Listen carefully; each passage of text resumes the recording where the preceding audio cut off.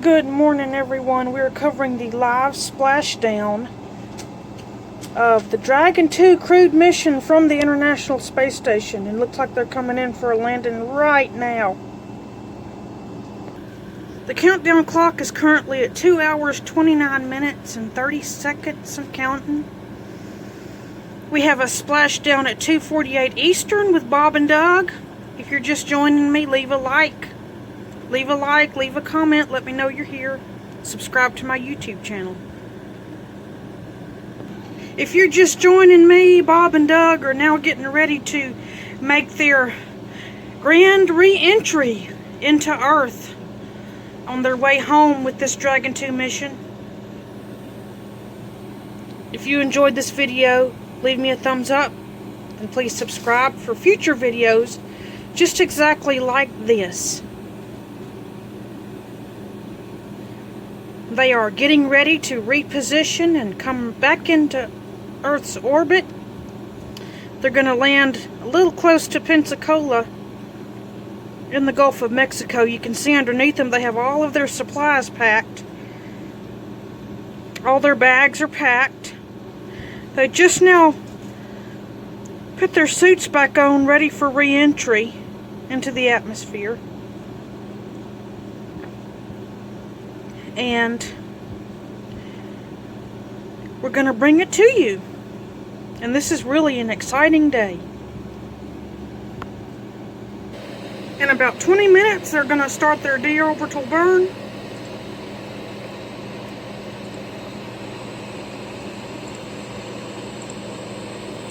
And they're going to head down and splash down into the Gulf of Mexico.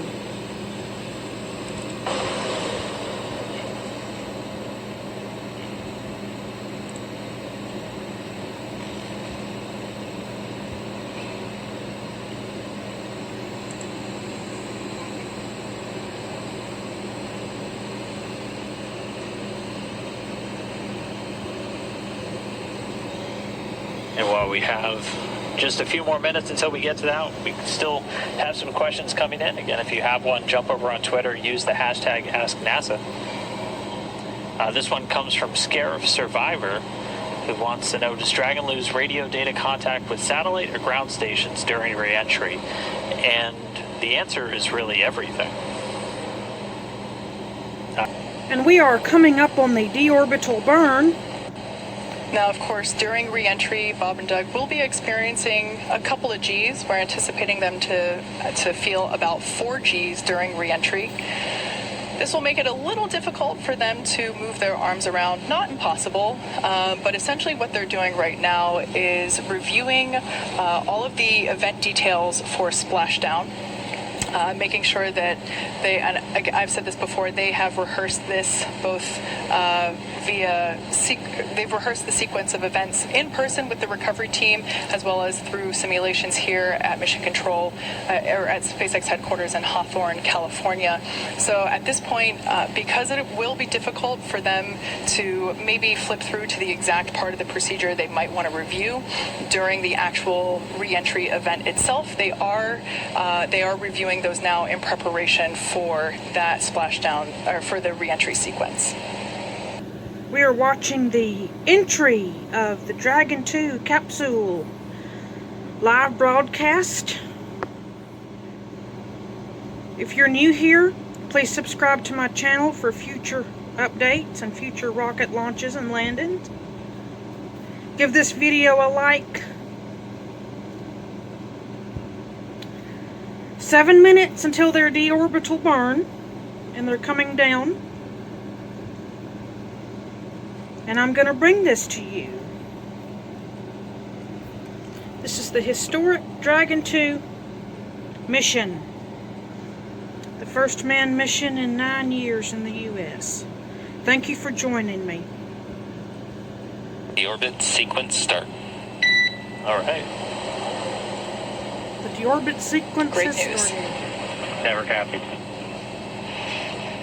All right, so the Draco thrusters on Dragon starting to fire. It's now moving its way over to the trunk jettison attitude. We should be about 2 minutes away from the claw separation. We are standing by for claw separation from Dragon 2.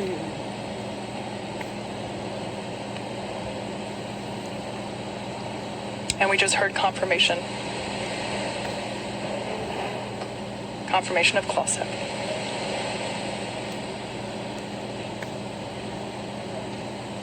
And with the claw separated, we're now standing by for the trunk separation in less than 30 seconds.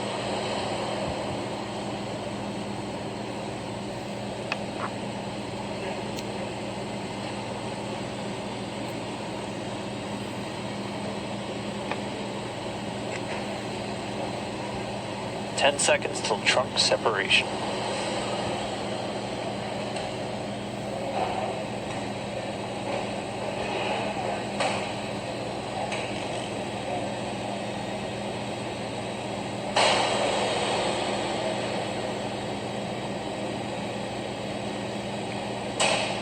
And we just heard confirmation of trunk separation. The trunk separation coming at 10:52 a.m. Pacific, with Dragon flying over the Indian Ocean just off to the west of Australia. Dragon SpaceX, we showed nominal trunk jettison.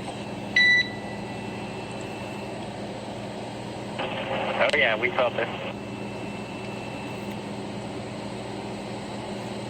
All right.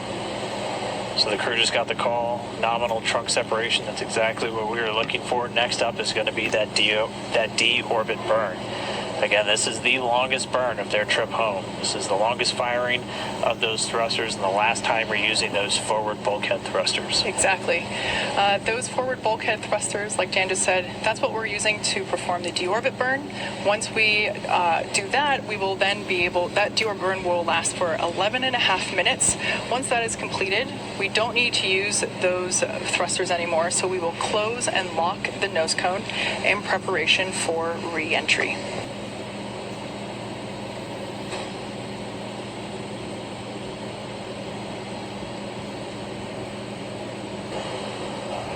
And again, one more time, this is the long one. This is expected to last 11 minutes, 22 seconds. This is that burn that commits the Dragon to re-enter in the Earth's atmosphere. And you can get kind of a sense of just how far they're going to go. By the time they fire this burn, they're just going to be off to the southwest of Australia. And this is going to realign their orbit to intersect with that point off the coast of Pensacola where they're going to be splashing down. Yeah, this is the moment where Dragon is fully committed to the re-entry point. Again, we are aiming for just off the coast of Pensacola, Florida. Our recovery ship Go Navigator is ready and waiting to begin the recovery process right after splashdown occurs. Once again, if you're just joining us, we are now in the final steps of the deorbit sequence. The deorbit burn will be starting here in just a couple of seconds. And we just heard confirmation deorbit burn has begun. That coming at 10:56 a.m. Pacific. Again, while the Dragon spacecraft just off the southwestern coast of Australia. So here we go. 11 more minutes to go. I'm ready, and I'm sure it's safe to say that Bob and Doug are ready. They've done a number of interviews over the last few weeks while they were on station, and just the excitement and the enthusiasm for the mission is palpable. Just the opportunity to be able to fly these two incredible humans to the International Space Station and back is such an honor, and we're just really excited to get our space dads home safely and back to their families as quickly as possible. The Dragon 2 is currently in its deorbital burn. They have 9 minutes remaining in their deorbital burn.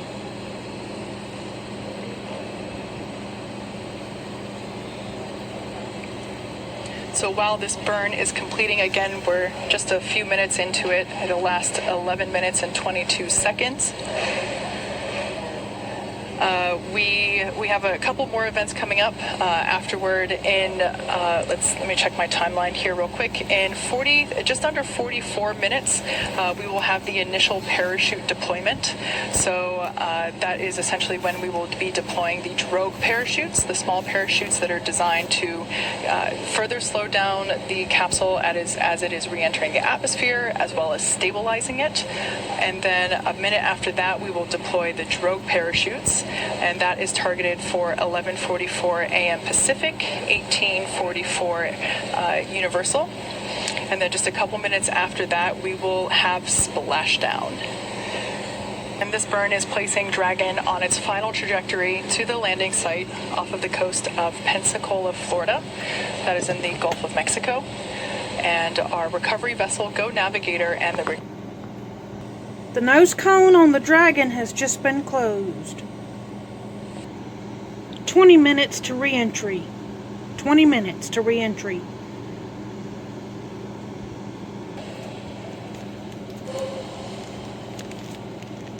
Dragon copy, 1842. We'll talk to you then.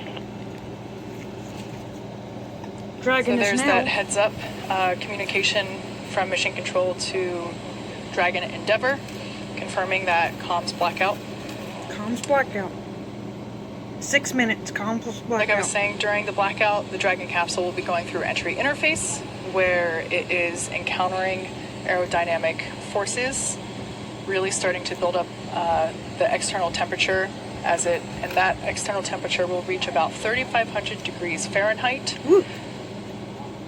However, the interior of the cabin is environmentally cooled, so Bob and Doug should remain comfortable during their descent. There will be cool air flowing not only through the cabin itself, but also through their suits. We are currently in the 6-minute blackout period as Bob and Doug make their way into Earth's atmosphere en route to the Gulf of Mexico near Pensacola, All right, Florida. and just about 2 minutes after we get acquisition of signal AOS back with Dragon, we're going to be looking for those parachutes, and we should hopefully be getting some views from a couple of our assets out at the landing zone, including our WB-57 high altitude research plane, which is going to be relying on Dragon's telemetry to actually lock onto it in the sky and give us an infrared view of the capsule during the final stages of re-entry. We're going to be looking for the drogue deploys at about 44 minutes after the hour. Those will be 2 drogue shoots.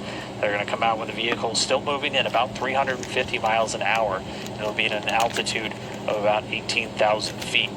They'll come out and do some initial slowing and stabilization of the spacecraft, and then less than a minute later, they'll detach, and the 4 main parachutes will deploy. You'll see them come out and look kind of closed up initially, and then they'll do what's known as reefing, opening up in really 2 different stages just to minimize the immediate loads on the parachutes themselves.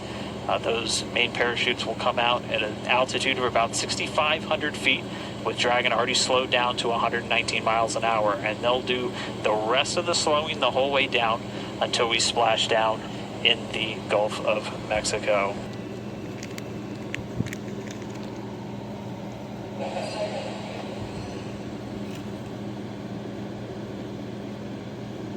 We just made contact with Bob and Doug. They are on their way home right now. We were able to reacquire that communication a little bit earlier than expected, and now we are just waiting. We should just be about 2.5 minutes away from that initial drogue shoot deploy. Yeah, 2 minutes and 26 seconds. AGPS has converged. Copy that. You may have heard earlier that Bob and Doug are currently experiencing 3.5 Gs. Not too bad. That's about what they pulled during the ascent phase. Of our first shot. There it is. It's coming in hot. There it is, the first view from the WB-57 airplane. It is dipping in and out a little bit. This is going to be an infrared camera showing us Dragon re-entering. Dragon is re-entering the atmosphere. You heard AGPS is converging. Dragon has 3 GPS units that it uses actually in the parachute deployment process as it helps along with the pressure sensors, really give a solid altitude to the flight computers on when these are supposed to deploy. We're standing by for the drogue chute deployments. We should be just under 5 minutes away from splashdown. Passing 15 kilometers, brace for drogue window. Copy, we're ready. About 14 kilometers in altitude, 8.4 miles, continuing to descend. There on your screen, we have a shot of the capsule as it is preparing to deploy those initial parachutes, the drogue parachutes. Again, these parachutes help slow the vehicle down even further and help stabilize in preparation for main chute deployment.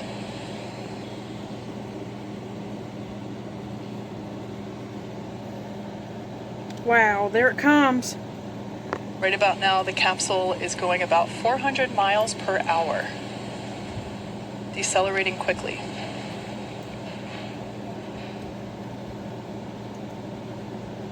And standing by for drogue deploys.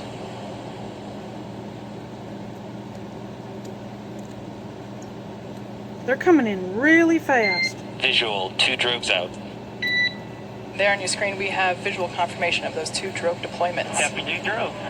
All right, so 2 of 2, the drogues now out. They're going to do their slowing and stabilizing of the Dragon spacecraft. They should be detaching in just a few moments, and then we'll see 4 parachutes, the main parachutes deployed. Dragon under drogues. Drogue descent rate nominal.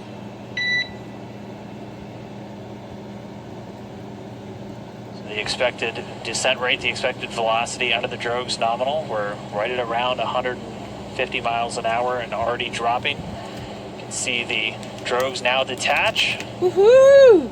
And there we have confirmation of deployment of the 4 main parachutes. We are visual on 4 chutes out. We are visual. 4 main parachutes Copy, deployed. 4 main.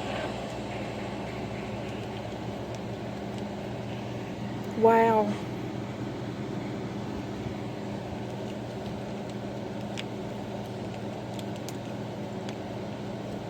So at this point, the main parachutes have deployed. They are inflating, as you can see there on your screen, continuing to slow Dragon down significantly. We are anticipating splashdown in just under 2 minutes and 30 seconds. And we've already slowed the vehicle down to about 16 miles an hour. It's already less than a kilometer in altitude.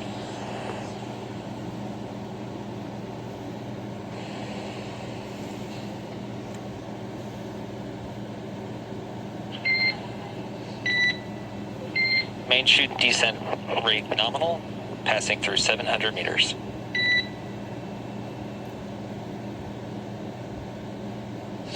So at this point, Dragon has saved all propulsion systems on 600 board. meters. 600 meters. And we're 600 meters above the Gulf of Mexico. Should be approximately 1:30 from splashdown. Mission control team here in Hawthorne has reported the precise landing coordinates to the recovery team. They are standing by, ready to go get our space dads. 100 meters.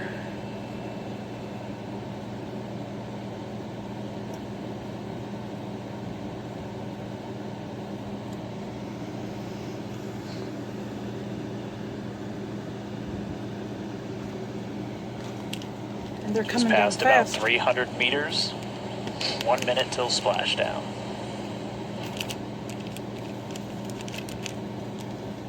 200 meters. We are brace for splashdown. Copy, brace for splashdown. So there we heard Bob and Doug reporting that they are bracing for a splashdown. We should be able to see the Gulf of Mexico here in the shot just momentarily, as we're now just about 20 meters off the ocean. There we go. Splashdown. Splashdown. As you can see on your screen, we have Splashdown. visual confirmation for Splashdown. SpaceX copies and concurs. We see Splashdown and mains cut.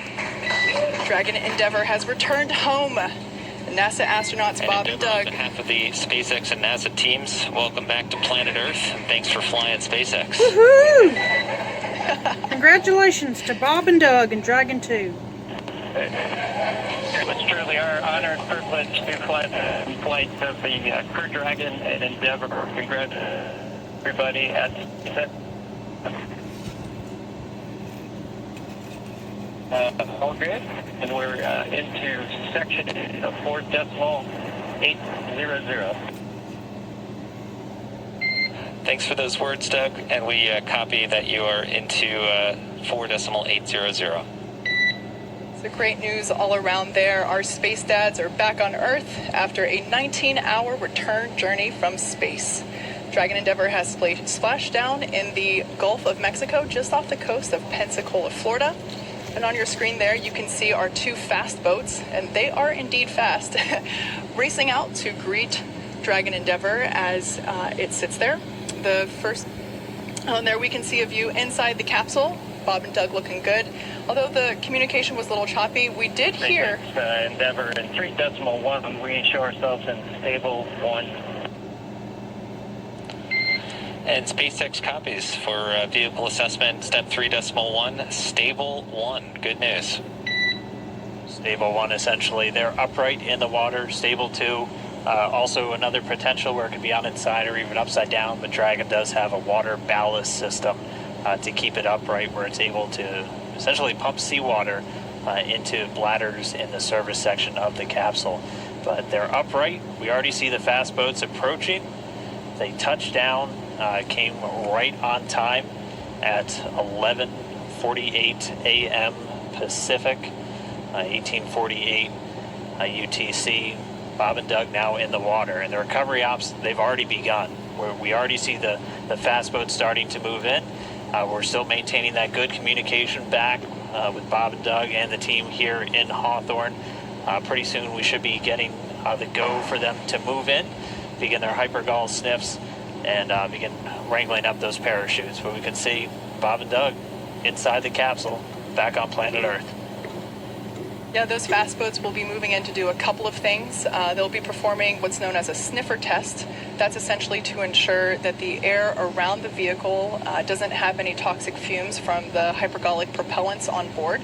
So once we get the all clear from there, the water recovery lead will give the go for approach, and that's when the first fast boat will actually approach the capsule.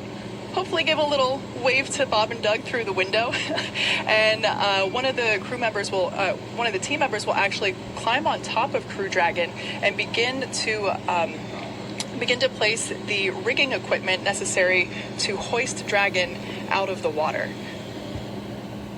Oh, still getting a view from the WB, the airplane flying overhead. It gave us those great views, really our first views of Bob and Doug re-entering the Earth's atmosphere. From up above. You can see the 4 parachutes in the water. We heard those were cut automatically as expected by Dragon. So for now, the crew just standing by. Again, they're going to stay in their suits, in their seats. We're waiting for all these initial checks. Dragon, SpaceX, com check. Loud and clear, hello?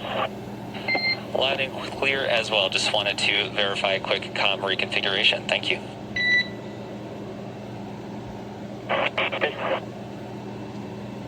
So essentially what just happened there is they And reconfigured... Solo, if you can just relay the status of the fast boats and the recovery as you get them, we would appreciate it. You bet. Absolutely, Doug. Wilco. So what just happened there, you heard comms reconfiguration. That's essentially looping Bob and Doug's communication into the into the recovery team, so that they can hear feedback from Bob and Doug directly as well. Now, we talked a little bit about SpaceX Endeavour. You can let Ben and James know we're doing pretty good so far. Okay, we'll let the flight docs know that you're feeling good so far. Thanks for that update. really good news there to hear that they're feeling good, and they can let the flight surgeons know that all is well inside Dragon Endeavour. All right, and it sounds like we do have one of our folks that's on location there with the recovery forces, NASA's Brandy Dean. She's joining us by satellite phone. Brandy, if you can hear me. They have successfully made it home on the Dragon2, Bob and Doug. And if you've enjoyed this video, give it a thumbs up. And most importantly, please subscribe to my YouTube channel. Thank you so much for watching.